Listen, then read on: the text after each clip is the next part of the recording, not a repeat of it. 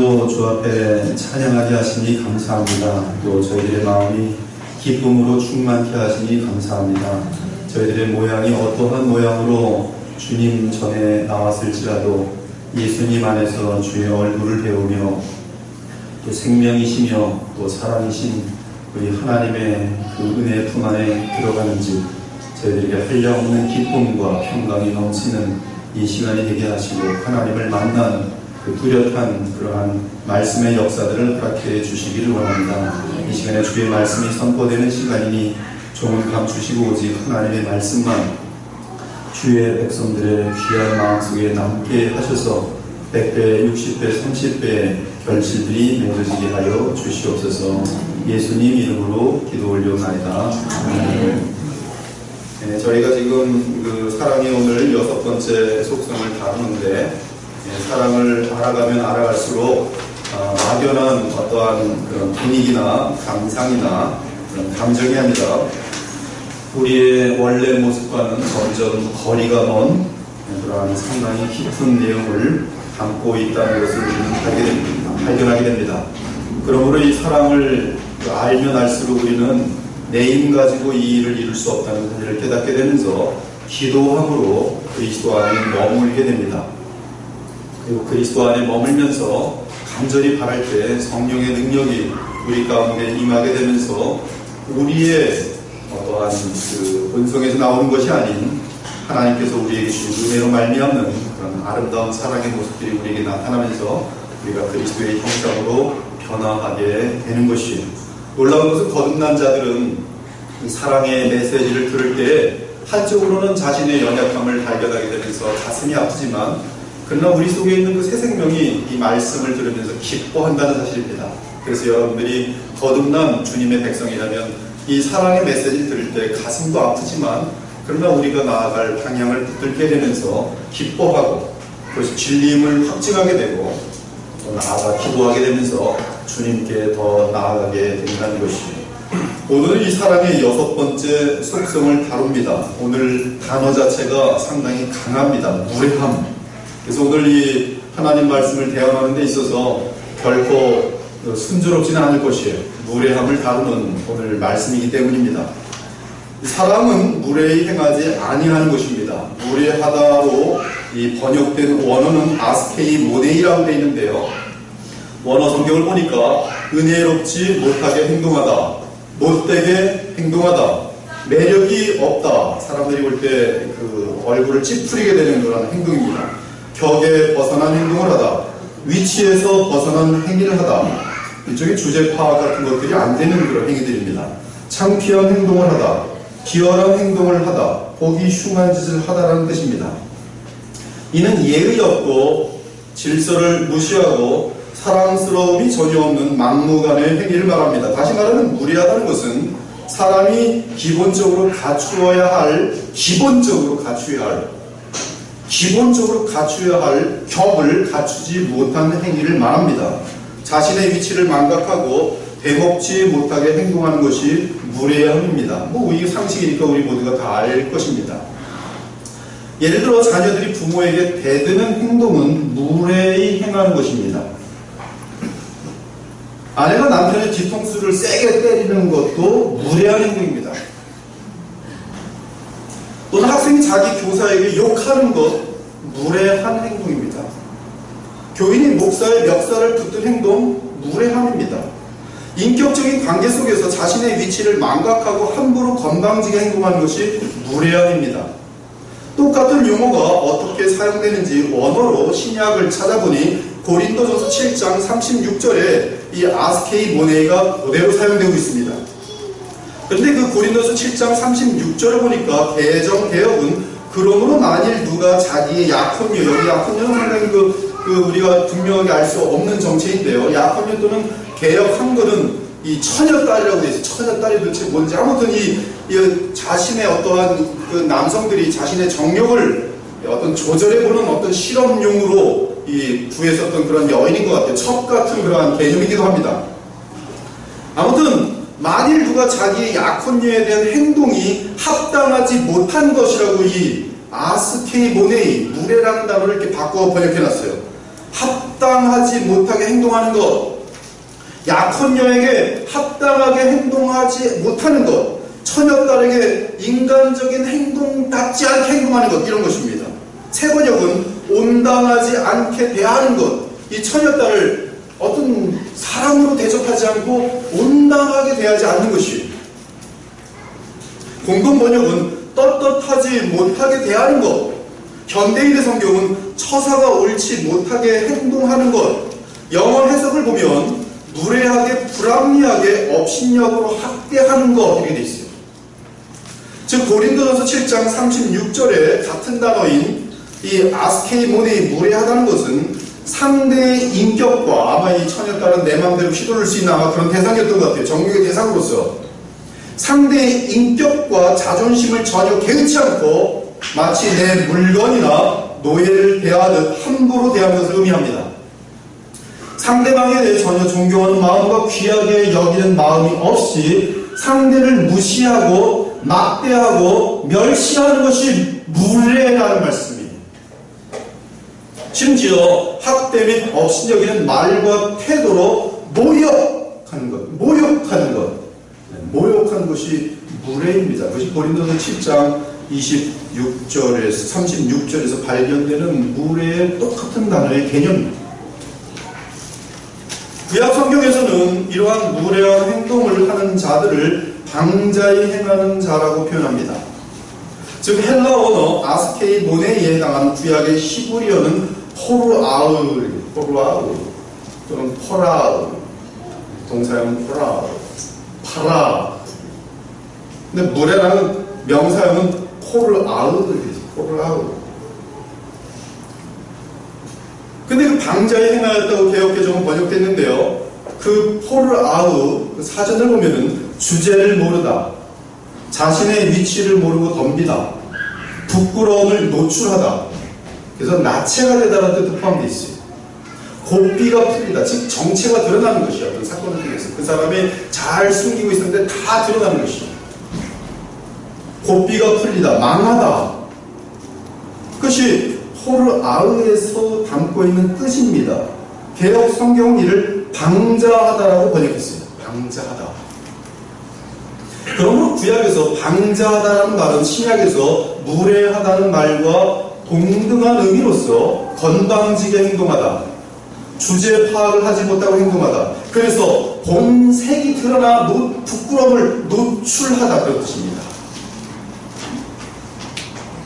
히브리 원어에서의 방자함은 철이 덜 든 어린 강아지 또는 훈련이 덜 된 개가 개를 풀어놓으면 천방지축 엉망진창인 것과 연결됩니다. 고삐 풀린 방자한 개는 자신의 감정을 주체하지 못하여 멀리 도망을 가고 난리를 칩니다. 이곳저곳에 오줌을 싸고 아무거나 닥치는 대로 물어뜯어서 주인에게 큰 피해를 끼칩니다. 바로 이러한 방자함이 무례라는 헬라 언어가 지니고 있는 개념입니다. 특히 출애굽기 32장에는 주의 백성이 하나님께 무례하게 행동하는 대표적인 예를 보여주고 있습니다. 모세가 본즉 백성이 방자하니, 방자하니 이는 아론이 그들을 방자하게 하여, 그 뜻은 제멋대로 하도록 풀어주어, 아론이 그들을 방자하게 하여 제멋대로 하도록 풀어주어 원수에게 조롱거리가 되게 하였습니다. 이 뜻은 이 백성들이 고삐가 빠진 채 날뛰었다는 뜻입니다. 그래서 하나도 영적으로 훈련이 되어 있지 않은 사람들이었는데 아론이 제멋대로 하도록 풀어주니 방자하여져서 무례하게 행동한 것이, 그 방자하고 무례한 행동이 무엇입니까? 그들은 주의 백성으로서 오직 하나님의 말씀에 순종하고 하나님이 세우신 종 모세의 음성을 듣고 순종하는 대신에 자기들의 위치를 망각하고 아론과 더불어 금송아지를 만들어 애굽으로 돌아가려고 하였던 것입니다. 그런데 그렇게 행한 것이 하나님 보시기에 방자한 것이요, 건방진 것이요, 무례한 행위가 되었다는 뜻이. 그런데 중요한 것은 이러한 방자한 행위가 하나님의 영광을 땅에 떨어뜨리고 공동체에 큰 모욕을 가져온 사실입니다. 그것이 무례함의 특징이에요. 무례함은 신기하게 공동체에 수치를 가져옵니다. 한 가정에 무례한 자녀 하나가 있으면 공동체, 그 가정이 수치를 당합니다. 종종 학교에서나 사회에서 망나니 행동을 하는 젊은이들 보면 어른들이 혀를 차면서 이렇게 말합니다. 네 집 아들이기에 저 모양인가. 요새 뭐 텔레비전에 나오는 기사들마다 깜짝깜짝 놀라요. 무례함의 극치들이죠. 철이 안 들어도 어떻게 저렇게 안 될 수 있을까? 전혀 교양이 없군. 가정교육을 꼭 얘기하죠. 가정교육을 못 받았나 보군. 가문의 망신이요. 과거에는 이 동네의 망신일세 얘기하곤 했어요. 과거에 한국의 모 대학교에서 전 세계 해외 토픽으로 나갈 정도로 부끄러운 사건이 있었습니다. 그 사건은 바로 대학생들이 자신들의 교수님들을 한 7명 잡아다가 삭발을 시키고 몽둥이로 구타한 사건이에요. 사진 찍힌 것은 교수들이 다 이 밧줄로 묶여가지고, 하얀 동화 밧줄로 묶여가지고 머리가 다 이 중들처럼 깎인 사건입니다. 제가 옆에 다 봤어요.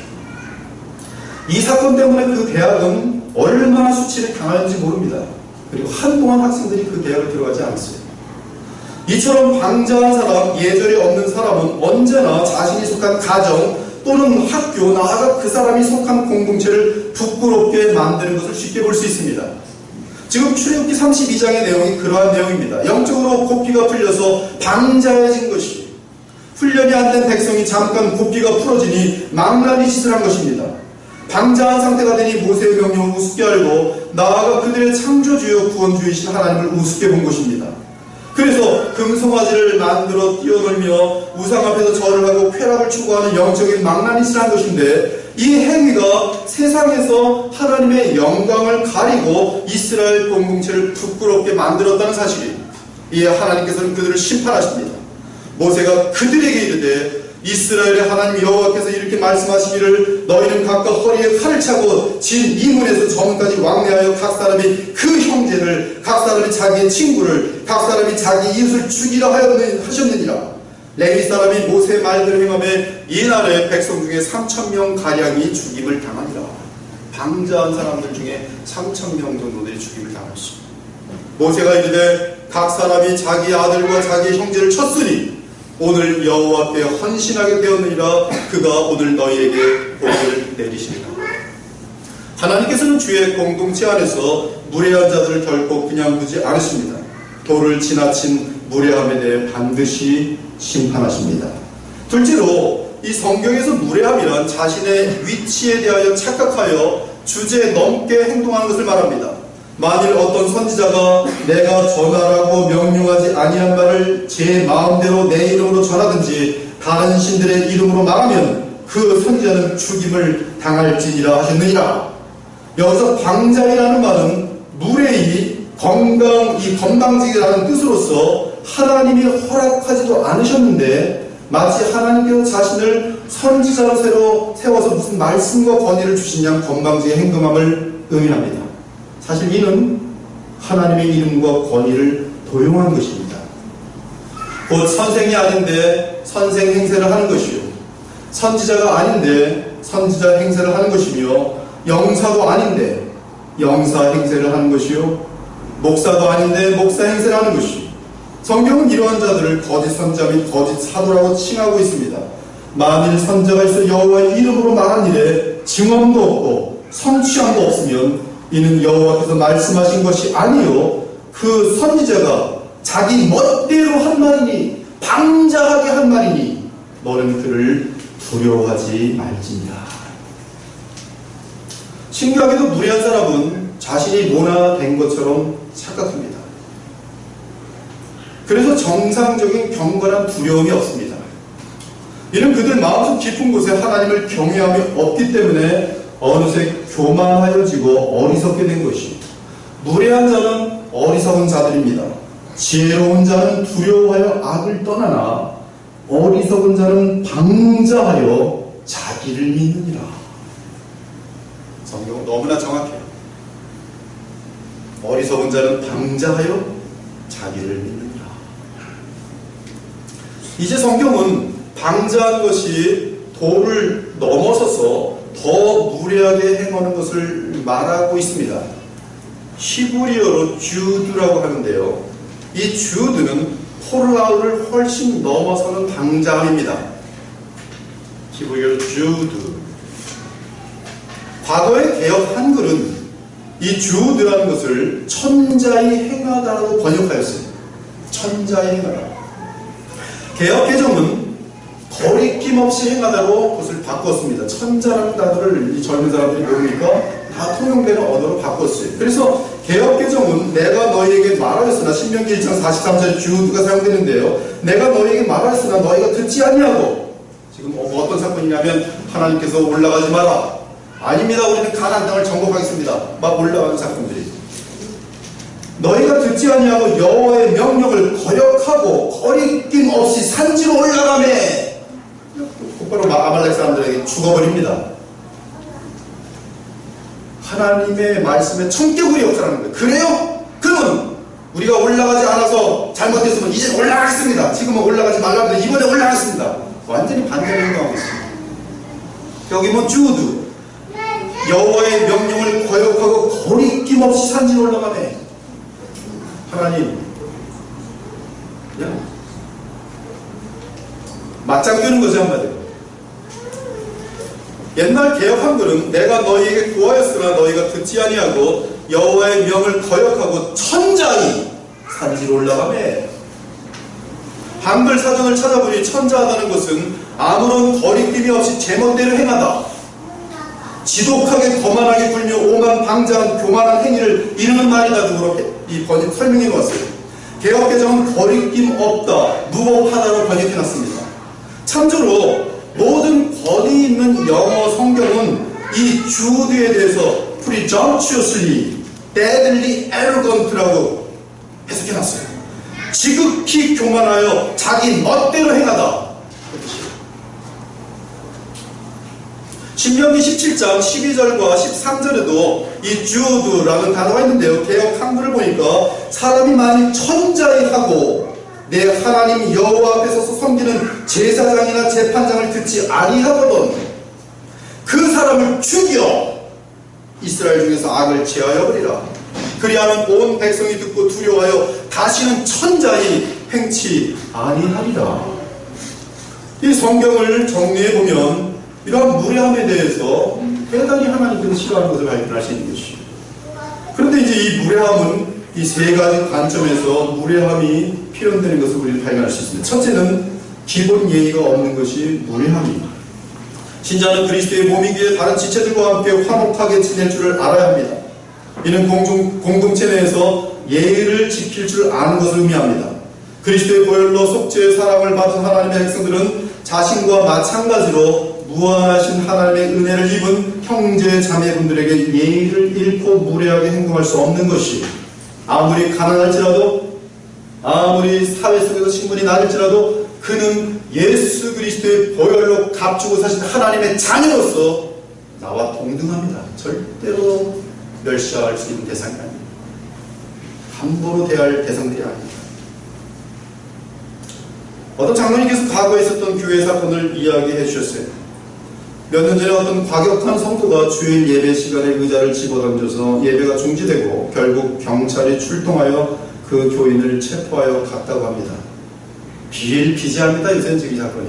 뭐 예배를 드리는 건지, 이건 뭐 예배 중간에서 이쪽은 뭐 죽도록 충성하겠는데 이쪽은 뭐 성령이요 뭐 이건 뭐하냐면 같은 시간에 예배를 하는데 니네 예배를 방해하는 거예요. 서로 소리 지르는 거예요. 아무튼 지금 이 장로님께서 경험한 사건을 저한테 말씀해 주셨는데 예배 시간에 의자를 집어 던졌어요. 과격한 성도가. 무례함이죠. 그리고 예배가 진행될 수 없으니까 결국은 경찰이 동원돼서 그 교인을 체포해 왔습니다. 근데 이 장로님 얘기가 지금 이 하나님께서 얼마나 이 그 교회 내에서의 그 무례함을 싫어하셨는지에 대한 얘기를 하면서 얘기해 준 얘기란 말씀이에요. 그분이 보니까 몇 년 후에 폐인 중에 폐인이 되었다는 내용이 있어요. 자녀들은 다 망하고 교회를 다 떠났고요. 그 사람은 병에 걸려 죽어가는데 아무도 돌아보지 않더라는 것이. 그러면서 이 이야기를 해주신 장로님이 하시는 말이 하나님은 정말 무서우신 분이시다라고 말씀하는 것을 들었습니다. 이런 사람은 그리스도인이기 전에 일반 세상 사람의 수준에도 못 미치는 기본도 안 되는 사람입니다. 어떠한 일이 있어도 그렇죠. 어떻게 예배 때 의자를 집어 던집니까? 또는 기본 예의가 없는 예로서 성경은 마가복음 7장 10절 13절을 들 수 있습니다. 모세는 네 부모를 공경하라 하고 네 아버지나 어머니를 모욕하는 자는 죽임을 당하여 하였거늘 너희들 사람이 아버지에게나 어머니에게나 말하기를 내가 드려 유익하게 할 것이 고르반 곧 하나님께 드림이 되었다고 하기만 하면 그만이라 하고 자기 아버지나 어머니에게 다시 아무것도 하여 드리기를 허락지 아니하여 너희가 저는 전통으로 하나님의 말씀을 폐하며 또 이 같은 일을 많이 행하느니라. 교회는 다닌다고 하는데 부모를 보양치도 않고 부모를 모욕하며 막대하는 자들, 나아가 박대하는 자들, 이러한 자들에 대해 예수님께서 말씀하시길 이들의 신앙은 가짜요 신앙인이기 전에 기본 예의도 없는 무례한 자인 것을 동의하고 있는 것이죠. 미국에서 목회할 때 어떤 집사님 가정을 신방하였습니다. 이분은 파티 스토어, 그것은 디스카운트 스토어라고 하는데 이름을 하여튼 뭐 이쪽 동부하고 서부하고 다른 용어를 써요. 조그만 그로서리죠. 지금 뭐 싼 것들, 그래서 흑인들을 대상으로 이렇게 장사를 하는 데인데 대단히 위험합니다. 제가 한 번 갔을 때 보니까 목사님 벽을 보십시오 했더니 이 총구멍이 한 30개 났어요. 거기 내가 팍 쐈는데 그래도 살아난 거예요. 그 속에서 이 코쟁이 아이들을 대상으로 해서 돈을 법니다. 필라델피아 같은 데도 그렇고요. 또 미시간의 그 디트로이트 같은 데도 그렇고요. 근데 이분이 그 가게를 이제 운영하고 있는데 어느 날 가게 앞으로 할머니 한 분이 타주에서 버스를 타고 그분 가게 앞에 도착하더라는 것이에요. 그런데 그 정류소로 할머니는 내리셨는데 자녀들이 그곳에 나오지 않더랍니다. 그 할머니는 조그만 보따리 하나를 들고 하루 종일 그 정류소에서 기다리고 계십니다. 이게 지금 내 얘기가 아니라 사실이라는 게 참 슬픈 내용입니다. 이것은 지금 사실이에요. 저희 한 사람들 들은 얘기 같이. 이게 제가 아는 그 집사님이 보다못해 그 할머니가 안쓰러워서 가게로 불러들여 자초지종을 듣게 되었습니다. 그런데 이야기를 잘 듣고 보니 일부러 자녀가 안 나오는 거예요. 가라는 거죠. 어머니 이곳까지 오지 말라고 했는데 왜 왔습니까? 왜 어머니 마음대로 오셨습니까? 할머니가. 이 장남이 고함을 치면서 전화를 끊더니 전화도 받지 않고 끊어둡니다. 그러면 웬만한 인정상 저녁 때쯤에 아무리 화가 나서 화가 난 것도 아니고 그냥 귀찮은 거예요 지금. 그래도 이 아들이라면 사람이라면 어떤 위험이 겹칠지 일단 위험한 곳인데 찾아가야 되는 거 아닙니까? 그리고 한번 그냥 깨끗하게 말씀 한번 해서 다음부터는 허락받고 오도록 잘 하면 되는 것이지 문제는 안 나타납니다. 그러니까 이 늙으신 할머니는 길바닥에 앉아서 이러지도 저러지도 못하고 멍하니 기다리고 있습니다. 결국 연락이 되지 않고 밤이 가까워지는데 아무도 나타나지 않으니까 이 집사님 마음이 급해졌어요. 이제 가게도 문을 닫아야 되고요. 그래서 할머니에게 차비도 주고 차도 다시 잘 영어를 모르니까 돌아갈 수 있는 차를 마련해서 태워서 보냈습니다. 그런데 그 할머니를 끝까지 거절한 그 아들을 나중에 알고 보니까 이 집사님께서 글쎄 그 지역의 대형교회 장로였어요. 이 이야기를 하면서 그 집사님이 제 앞에서 얼마나 분노하는지 모르는 거 얼굴이 너무 막 얘기하는데 목사님 세상에 이럴 수 있습니까? 그놈은 사람도 아닙니다.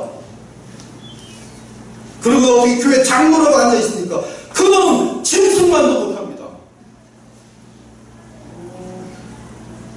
이와 같이 성경은 기본 예의가 되지 못하는 사람을 무례한 사람, 방자한 사람, 천자한 사람으로 보는 것이죠.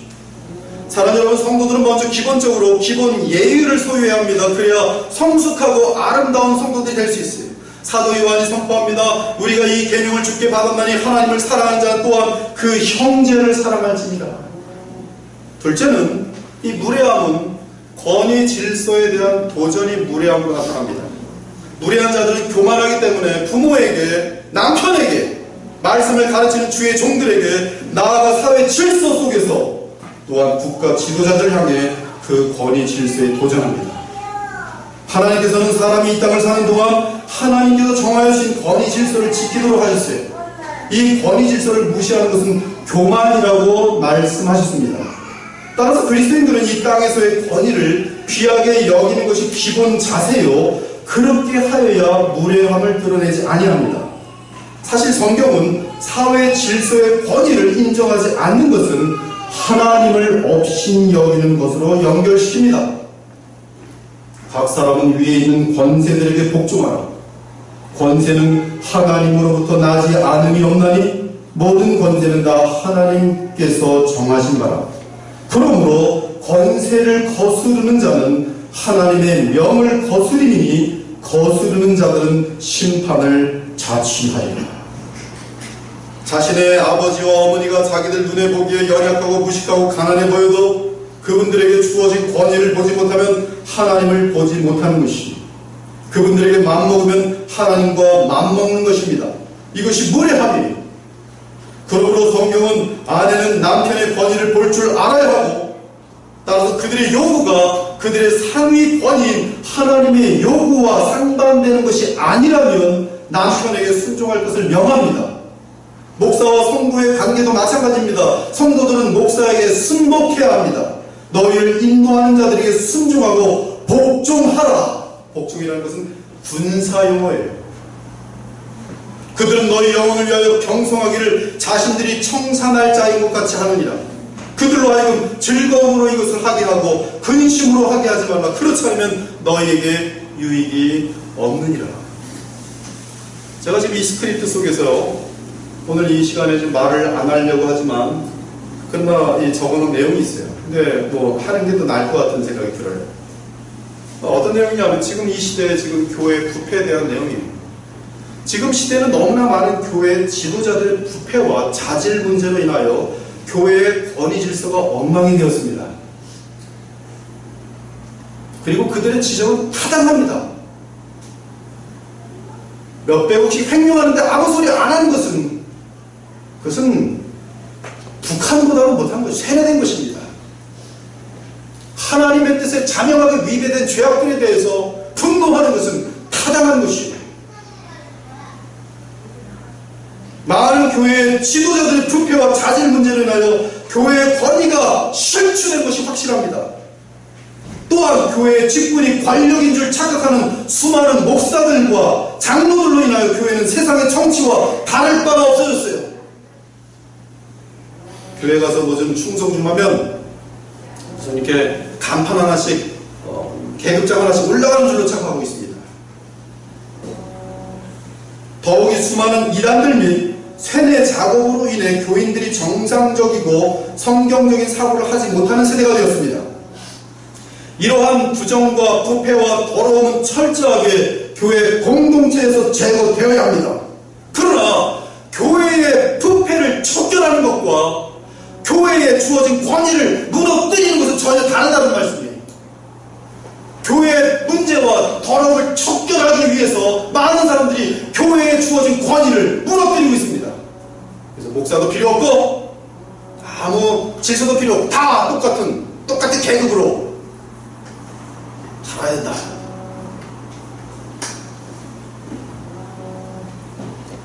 절대로 목사들에게 순종하지 말고 목사들을 버릇없이 만드는 것이다. 이런 것들이 지금 쫙쫙 펴지게 퍼지고 있습니다.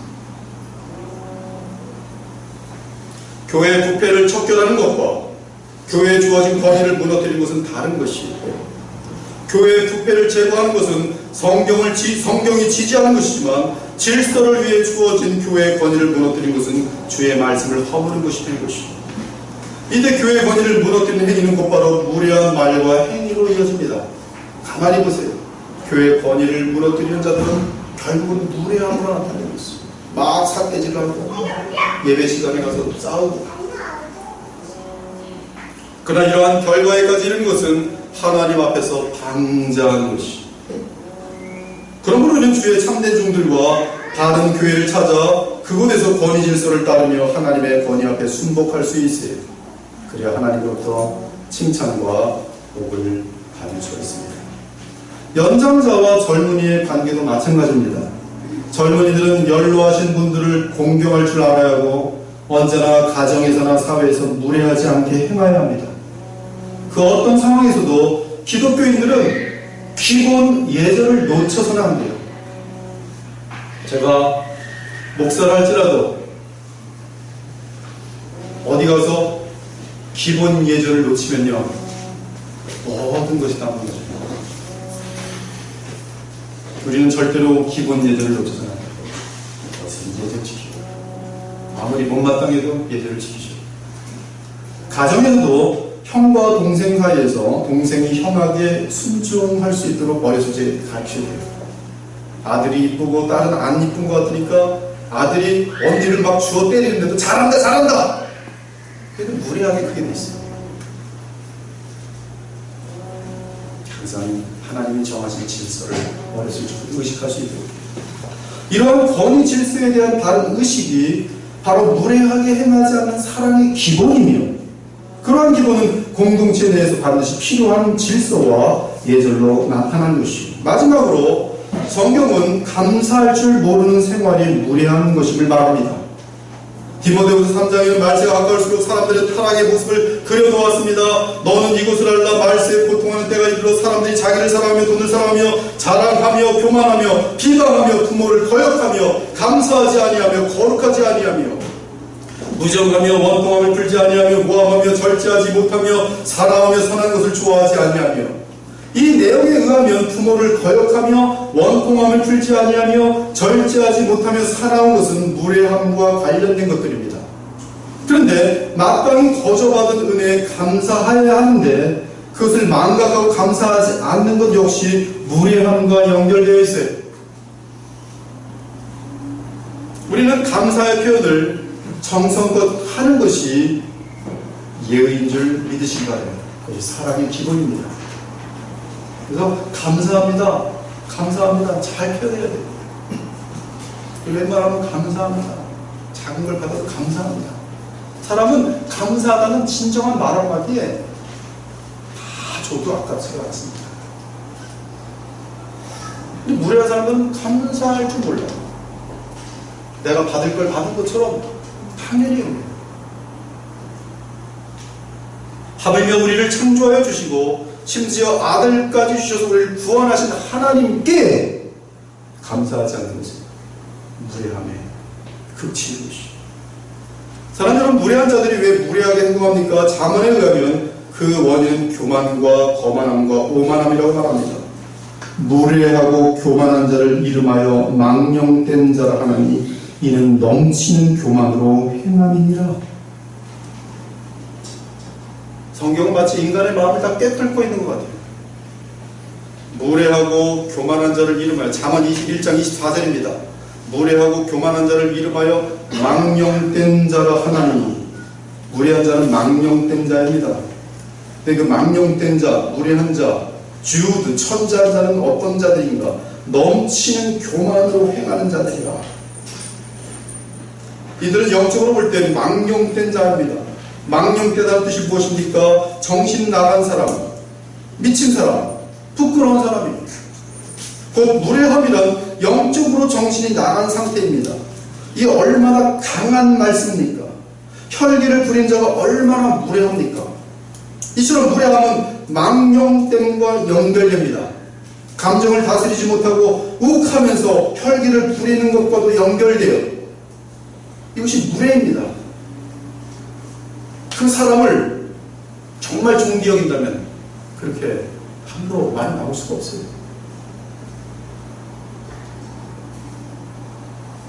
이러한 무례 및 망령된 행위들은 성경은 뭐라고 얘기하냐면 모든 것을 수포로돌하게 만든다. 성내는 것은 하나님의 의를 이룰 수 없어요. 잠언 13장 11절에 보니 망령되이 얻은 재물은 줄어든다고 되어 있어요. 즉 욕을 하면서 싸워가지고 막 무례하게 행동해서 내 거야! 내 거야! 잡아냈어요. 잠언 뭐라 하냐면 그러한 재물은 다 사랑이다. 법정에 가면 무례한 증인들이 있습니다. 그러나 그들은 판사와 검사를 향하여 막 망령되게 행동합니다. 그들에 대하여 어떻게 말하는가? 잠언 19장 28절 보니 망령된 증인은 정의를 업신여기고 악인의 입은 죄악을 삼키느니라. 하나님의 이름을 함부로 부르는 것이 얼마나 무례합니까? 너는 내 하나님 여호와 이름을 망령되게 부르지 말라. 여호와는 그의 이름을 망령되게 부르는 자를 죄없다 하지 아니하리라. 성경은 우리에게 부탁합니다. 무례하고 망령되고 헛다른 신화를 버리고 경건에 이르도록 네 자신을 연단하라. 무례하고 망령되고 헛다른 말을 버리라. 그들은 경건하지 아니함으로 점점 나아가는 거다. 그러면 무례함을 어떻게 해결할 수 있습니까? 목사님 맞습니다. 제게도 무례함이 있습니다. 저 역시 마찬가지예요. 여러분들에게 이 말씀을 전하는 저 젊었을 적에 참 많이 무례했어요. 왜 이렇게 무례했는지 모르겠어요. 미국에서는 이 노하우라고 그러는데요, 어떤 기술의 핵심 부분을 제가 알고 있습니다. 제 위에 상관이 있었는데 핵심 기술을 갖고 있지 않았어요. 그러니까 저에게 의존할 수밖에 없어요. 핵심 기술을 가지고 그분을 제가 얼마나 못되게 행동하면서 골탕을 먹였는지 몰라요. 나중에 철이 들고서 돌아볼 때마다 그분 앞에 나중에 제가 사죄했죠. 참 못되게 무례하는 거예요. 이 무례함을 어떻게 해결할 수 있습니까? 잠언을 보니 무례함을 제거하는 것은 묵시라고 말합니다. Revelation, vision. 묵시가 없으면 백성이 방자에 행하거니와 율법을 지키는 자는 복이 있느니라. 묵시란 주께서 주신 소망 또는 비전, 그리고 특히 주의 계신 성경을 의미합니다. 묵시를 통해 하나님 경외함을 배우고 지혜로운 자들은 율법을 지키게 되면서 방자함에서 벗어나게 되는 것이죠. 신약에서는 무례함과 망령 때문 오직 성령의 열매인 절제로 인해 제어되거나 제거될 수 있다고 알려줍니다. 오직 성령의 열매는 사랑과 희락과 화평과 오래 참음과 자비와 양성과 충성과 온유와 절제니 이 같은 것을 금지할 법이 없느니라. 특히 영적으로 성숙하여지면 절제함을 이루게 되면서 무례함 결코 있을 수가 없어요. 무례함을 철저하게 지켜갈 수 있습니다. 오직 신중하며 의로우며 거룩하며 절제하며 믿은 말씀의 가르침을 그대로 지켜야 하니 이는 능히 바른 교훈으로 권면하고 거슬러 말하는 자들을 책망하게 하려 합니다. 무례한 자들에 대해 어떻게 다스릴 수 있는가? 네가 영적으로 디서플린 돼야 돼. 영적으로 잘 훈련되어 있어서 그들에게 놀아가면 안 되는 것입니다. 어미 말할 줄도 알고 또 받아줄 줄도 알면서 땡기고 미는 걸 잘해야 돼요. 아이들을 생각하면 돼요. 아무것도 모르는 이 꼬마 아이가 세상 다 쥐고 있는 것처럼 무례하게 행동할 때 같이 이제 이 무례한 사람은 같이 두들겨 패서 난리가 나지만 실력 있는 사람은 상과 벌을 잘 주면서 키워내는 거예요.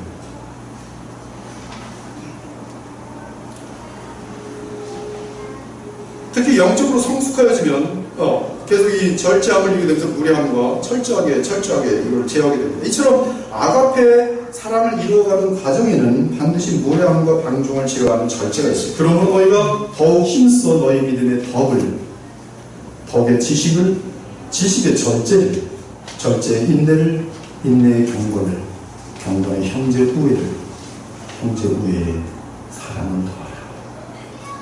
사랑하는 여러분, 이제 말씀을 냈는데 잘 들으시기 바랍니다. 일반적으로 사람들의 관계가 깨어지는 가장 주된 원인은 무례함 때문입니다. 무례함 때문에 많은 사람의 관계가 깨져요. 웬만한 거는 회복이 되는데 무례함으로 인해서 회복되기가 쉽지 않습니다. 아무리 오랜 친구이고 이웃이라 할지라도 무례함이 계속 나타나면 그 관계는 유지되기가 힘듭니다. 부부 사이에서도 무례함이 지속되면 그 가정은 존립하기가 어렵습니다. 그것은 인격과 인격의 사랑이 아니에요. 노예와 폭군의 만남입니다. 그것은 성경이 말하는 가정이 아니에요.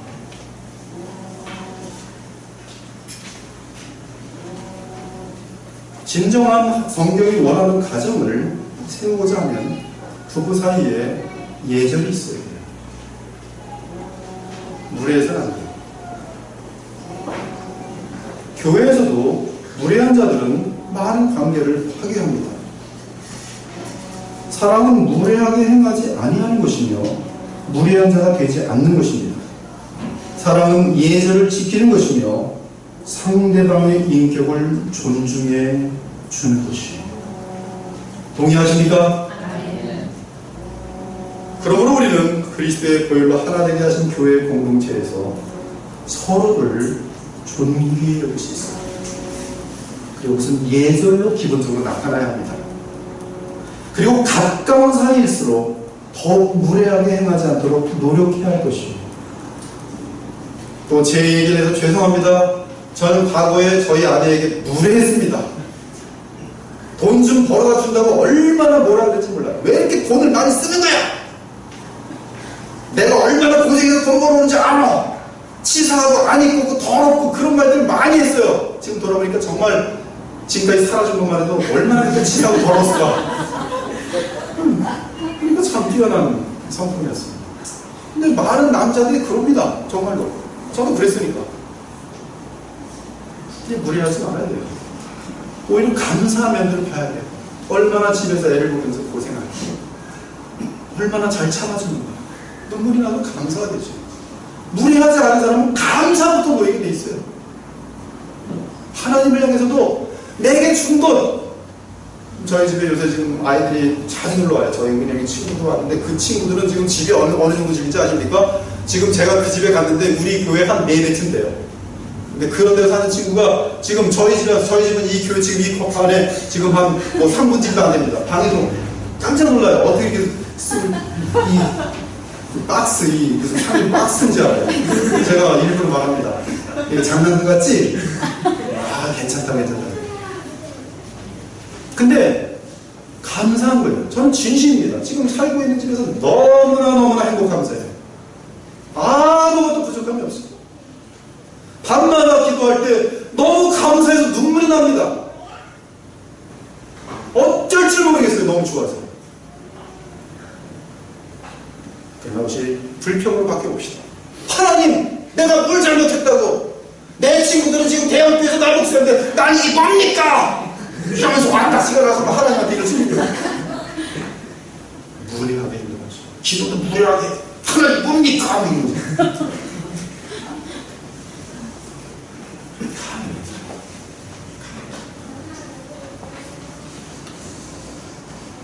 하나님께서 바울을 통하여 말씀하십니다. 제가 바울의 글을 쉽게 풀었었습니다. 무례하게 행하지 말고 자녀들은 주 안에서 부모를 공경하십시오. 부모는 자녀들에게 무례하게 행하지 마시고 그들에게 혈기를 들여 노엽게 하지 마십시오. 아내들은 자기 남편이 어떠한 연약한 상태에 있더라도 예의를 잃어버리지 마시고 예의를 지키십시오. 옛날에 IMF인가 하여튼 그걸 터졌을 때 가정이 딱 나눠집니다. 그때 남편들, 실직한 남편들을 위해서 집에서 더 맛있는 음식을 준비하면서 여보 힘내. 자녀들도 일기를 써주면서 우리는 아빠가 지금 힘들어도 더 위대한 아빠야 이렇게 써주는 가정이 있는가 하면 부인이 이제 이혼 준비합시다. 그렇지 않았어요. 그래서 남편은 그 사실을 숨길 수도 없고 어쩔 수도 없으니까 출근하는 척 하면서 나갑니다. 퇴직금 받아가지고 견디는데 뭐 10개월 정도의 직장을 구하면 되겠지. 결국 못 구합니다. 그러면 그동안 또 10개월 동안 온 가족을 속인 것 때문에 가슴 아프다가 저기 청계천 밑에 가서 그리고 갑자기 노숙인이던 집에 안 들어갑니다.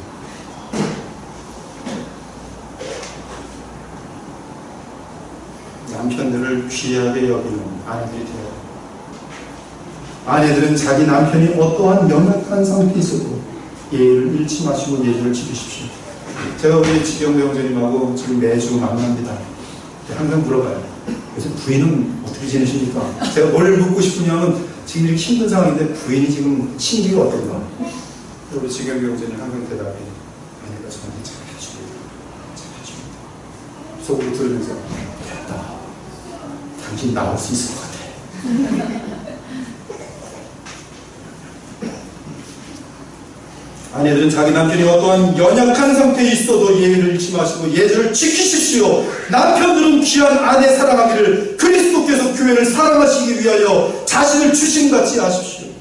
교회 안에서도 마찬가지입니다. 교회 안에 여러 가지 직분들이 있습니다. 장로나 권사님들은 더욱 겸손히 섬기는 자가 되기를 힘쓰고 성도들은 장로님, 안수집사님, 권사님들을 존경하여 적절한 예우를 하십시오. 또한 목사님에게도 마찬가지입니다. 목사님에게 예절을 갖출 줄 아는 사람이 하나님을 경외하고 사랑하는 사람입니다.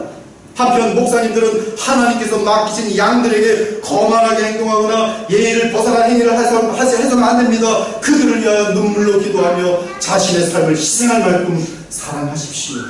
이와 같이 기본적인 질서와 예절과 법도를 지켜나갈 때 사랑이 더욱 두터워질 것입니다. 제가 이해한 바울서십니다. 이 시간 함께 기도하기를 원합니다. 나는 나의 가까운 아내, 나의 남편, 나의 친구, 나의 친척, 나의 자녀, 부모님, 친구들에게 얼만큼 예절을 지키는 사람입니다. 아니면 무례한 이유는 뭔가? 그들보다 내가 훨씬 뛰어나다는 교만함과 건방짐이 있어서 그런 건 아닌가? 그보다는 그리스도께서 이 죽어 마땅한 죄인을 위하여 십자가에 죽으시고 자신의 생명을 주신 같이 우리를 사랑합니다.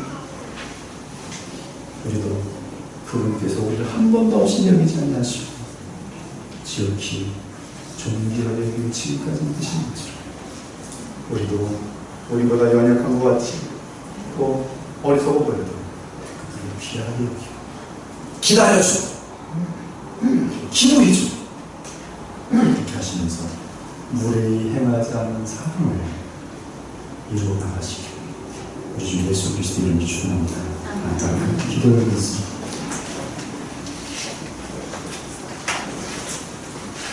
아주 가장 기본적인